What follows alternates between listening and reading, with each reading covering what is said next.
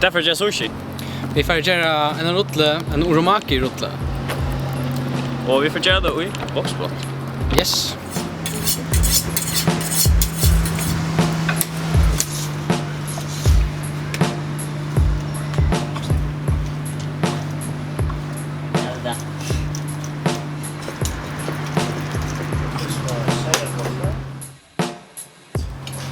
Och så kör du sån där mascarpone i.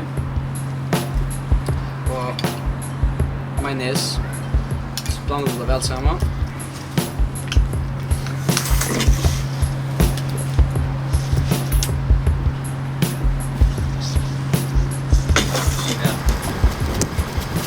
Så det är något pizzaaktigt det var. Du ska köra nördning då, men det är nördning som inte passar så väl. Ja, okej, så synd var som pizza, så den stäger större. Jo, allt passar helt inte större. Nej, det var så.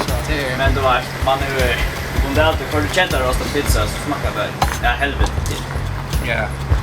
Det har vi ätit med det smakar. Men jag har alltid inte som man går cheddar i sushi, så är det nog Jag helt tycker inte det riggar så väl helt, nej. Tan var det något lika, men jag var det inte så sälja. Jag tror akkurat personligen twist på en scrap mix.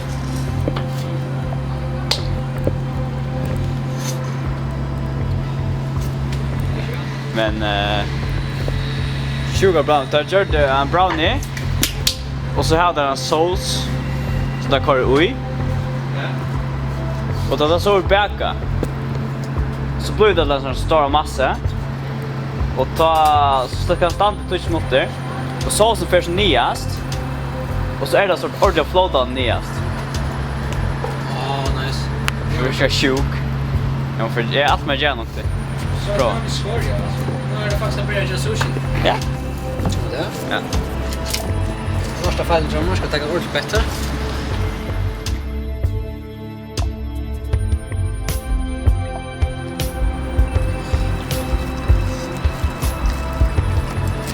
Shoot jag kallar det. Det är den shoot. Sticka kniven nu. Frukost. Nej, det tror jag. Det ser man på den.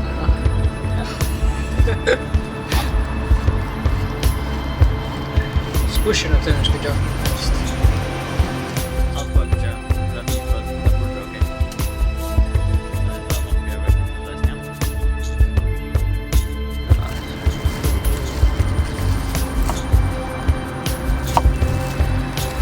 Jag börjar pricka då.